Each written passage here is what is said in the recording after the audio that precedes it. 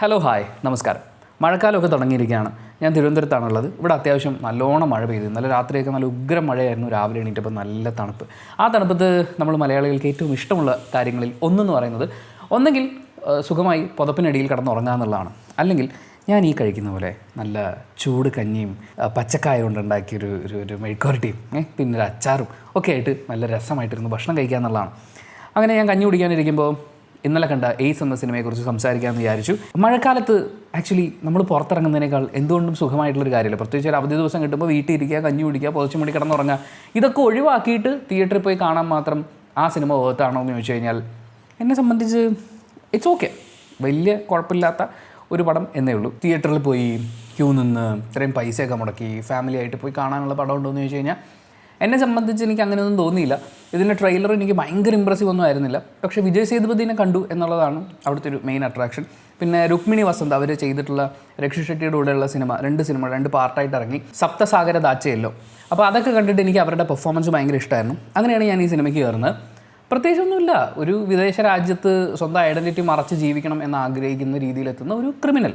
അയാൾ ജയിലിൽ നിന്നൊക്കെ രക്ഷപ്പെട്ടിട്ട് പോകുന്നതാണ്. പക്ഷെ അവിടെ ചെല്ലുമ്പോൾ ഈ പുള്ളിയോട് നീ അവനല്ലടാ എന്ന് ചോദിച്ചിട്ട് ഒരാൾ വരുന്നു. അവനെ ഷെഫായിട്ട് ജോലിക്ക് ഒരു സ്ഥലത്ത് കൊണ്ടാക്കുന്നു.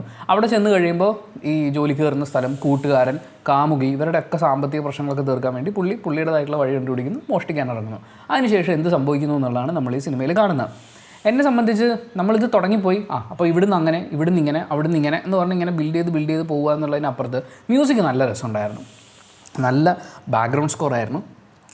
നല്ല ഇമോഷൻസ് ഉണ്ട്. എന്ന് വെച്ചാൽ മ്യൂസിക്കിൽ നല്ല ഇമോഷൻസ് ഉണ്ട്. പിന്നെ നായികയുടെ സെൻറ്റി കഥയൊക്കെ ഉണ്ട്. അതൊക്കെ ഈ സിനിമ കണ്ട് സിനിമ ഉണ്ടാക്കുന്ന സ്റ്റോറി ബിൽഡ് ചെയ്യുന്ന ആ ഒരു പരിപാടി ഉണ്ടല്ലോ, അതിൻ്റെ ഭാഗമായിട്ടുള്ള അത്രയൊക്കെ ഉണ്ടായിരുന്നുള്ളൂ. അതിനകത്ത് വേറെ ലൈഫ് ഉണ്ടായിരുന്നില്ല. പെർഫോമൻസ് പറയാനാണെങ്കിലും അത് കഞ്ഞി നല്ലത് പറഞ്ഞു. പെർഫോമൻസ് പറയാനാണെങ്കിലും വിജയ് സേതുപതി പുള്ളി ഡീസൻ്റായി ചെയ്യുന്ന ഡെലിവറി ചെയ്യുന്ന സാധനങ്ങൾ, രുക്മിണി വസന്ത് ആണെങ്കിലും യോഗി ബാബു ആണെങ്കിലും നമ്മുടെ മലയാളിയായിട്ടുള്ള പുള്ളിക്കാരിയുണ്ട് ദിവ്യ പിള്ളെ, അവരാണെങ്കിലും ഇപ്പോൾ വില്ലന്മാരാണെങ്കിലും KGF കണ്ടിട്ടുള്ള ആളാണ്. അങ്ങനെ ഇവരൊക്കെ അവരെ കൊണ്ട് പറ്റുന്ന സാധനങ്ങൾ ഡെലിവറി ചെയ്തിട്ടുണ്ട്. പിന്നെ ഈ സ്ക്രിപ്റ്റ് എന്ന് പറഞ്ഞു കഴിഞ്ഞാൽ അങ്ങനെ നല്ല പെർഫോമൻസ് ഡിമാൻഡ് ചെയ്യുന്നതോ അങ്ങനെയൊന്നുമല്ല. പിന്നെ ഫൈറ്റ് സീക്വൻസുകളും കുഴപ്പമില്ലായിരുന്നു, ഭേദപ്പെട്ടൊരു നിലയിലായിരുന്നു. ആകെ മൊത്തത്തിൽ എങ്ങനെ ഉണ്ടായിരുന്നു എന്ന് എന്നോട് ചോദിക്കുകയാണെങ്കിൽ, തിയേറ്ററിൽ ഒരു വലിയ ഫാമിലി വന്നിട്ടുണ്ട്. വലിയ ഫാമിലി എന്ന് പറഞ്ഞാൽ ഒരു വൻ ഫാമിലിയാണ്. കുറേ പിള്ളേരും കുറേ സ്ത്രീകളും ഒക്കെ ആയിട്ട് ഒരു ഫാമിലി, തമിഴ് ഫാമിലിയാണ്. ഇവർ തിയേറ്ററിൽ കയറിയപ്പോൾ തൊട്ട് കൈയടിക്കുന്നുണ്ട്. എന്തിനാണെന്ന് എനിക്ക് മനസ്സിലായില്ല. പുകവലിയുടെ പരസ്യം വരുമ്പോഴേ ഈ പിള്ളേർ കൈയടിക്കുമ്പോൾ അപ്പുറത്തിരുന്ന് പ്രായമുള്ളൊരു ചേട്ടൻ പറയുന്നുണ്ടായിരുന്നു ഇതൊക്കെല്ലാം കൈയടിക്കുക കൂടാതെന്നോ അങ്ങനെ എന്തോ ഒരു സാധനം പറയുന്നുണ്ടായിരുന്നു. പിന്നെയും പിള്ളേർ ഇടക്കിടക്ക് ഇങ്ങനെ കൈയടിച്ചുകൊണ്ടിരിക്കുക.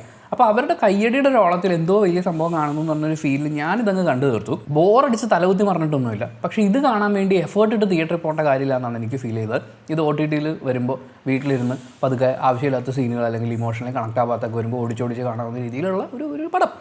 അതിനപ്പുറത്തേക്ക് എനിക്കൊരു ഭയങ്കര ഫീലോ ഒന്നും തന്നിട്ടില്ല.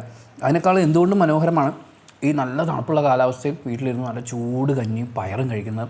അതും അല്ലെങ്കിൽ പൊതിച്ചു മൂടി അങ്ങോട്ട് ഉറങ്ങാം. എന്താ സുഖം.